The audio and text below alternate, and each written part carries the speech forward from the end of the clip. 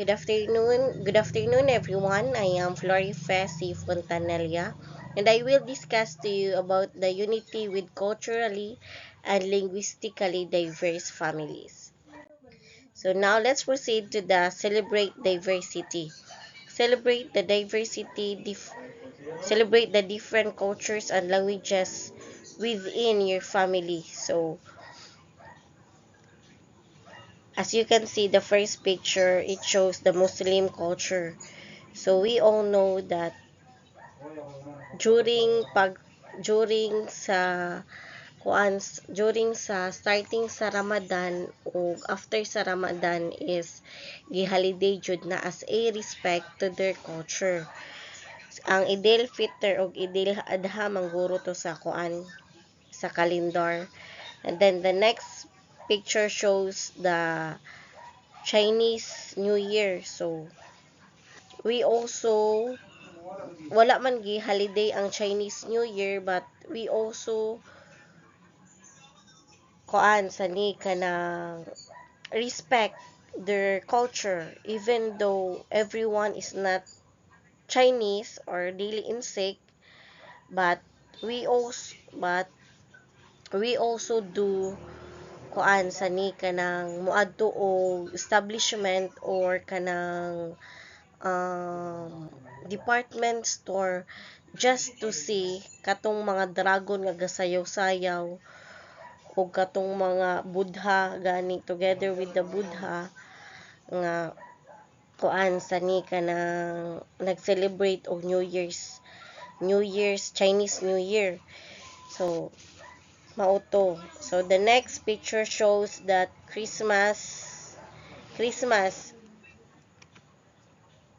So not everyone is celebrating the Christmas season. Kay dili man kita tanan Katoliko. But even though they are not Catholic, they are also celebrating this season.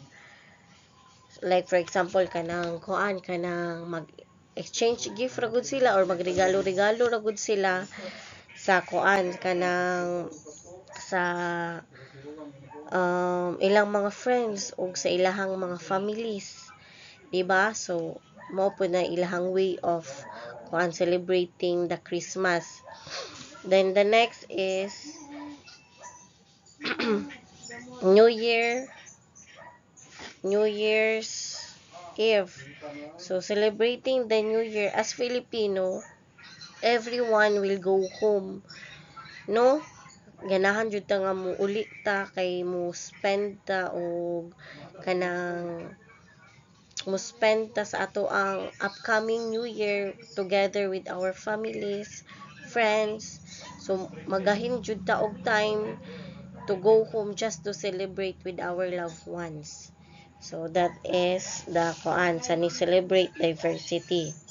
So next is let's proceed to the effective communication. So ensures that everyone feels heard and understood. This might involve learning key phrases in each other's languages or using translation tools. So it is very important to have communication in order to have peace and understanding to each and everyone.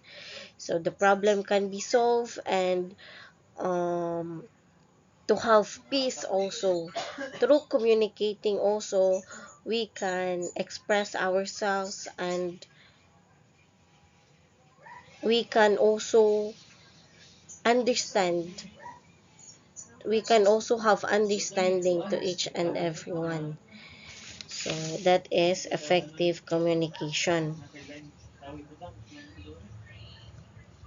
So next is shared activities. So engage in activities that everyone enjoys and that can be inclusive of all family members sharing something from their cultures. So it shows that in the picture it shows that everyone is enjoying with the activities. There is teamwork and cooperation among the members. So kanang first picture nagkuan na sila kanang tinabangay sila og create og boat. Then the second picture nagkuan sila naa sila murag game nga ni participate gihapon ang tanan. So the next one is education and awareness. So educate family members about the importance of cultural diversity and inclusivity. This can help in building respect and understanding among the family members. So it is very important that we should show respect to the different cultures and the persons with disabilities. 'Di ba? We should not let them feel that they are not belong to the group or to the family or to the society. We should encourage and help them to join the activities so that they can feel acceptance to the society.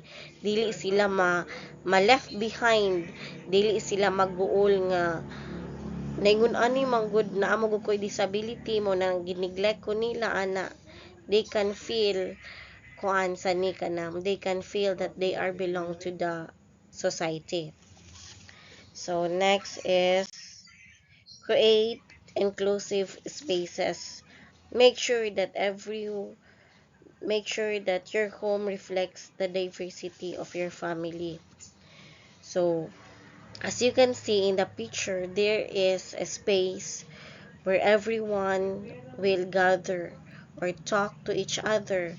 They can feel relaxation and comfortable. So it is very important to have space at home. So next is open dialogue. Encourage open and respectful discussion about the cultural differences and similarities. So it is very important that we should be open-minded. We should respect the different cultures so that we can understand and to have peace in our country. Kay kung dili ta magkakuan, dili ta magkastoryahanay, dili ta magkasinabot, so wa good tay peace sa ato ang kuan, sa ato ang country or even sa ato ang society. Kung dili ta makig-istorya, dili ta makig-share, o samot na sa atong mga gibati. So kinahanglan nga it is very important to have open dialogue to each and everyone in order to have a peace. 'Di ba? Peace joy importante. So next is let's proceed to the kuan sa ni kanang community involvement.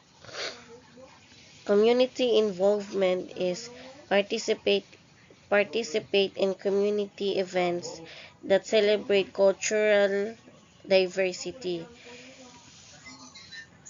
So as you can see in the first picture, there is a celebration about the United Nations. And the second picture is shows that everyone is participating to save the Mother Earth. Everyone is helping to plant more trees. 'Di ba?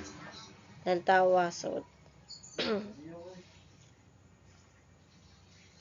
so next is support networks. Connect with other families who are also culturally and linguistically diversity.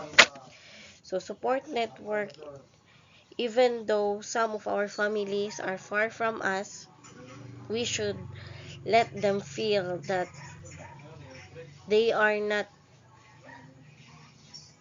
alone. We should let them feel that even though they are far, we are always here to comfort them. We are always here to listen when they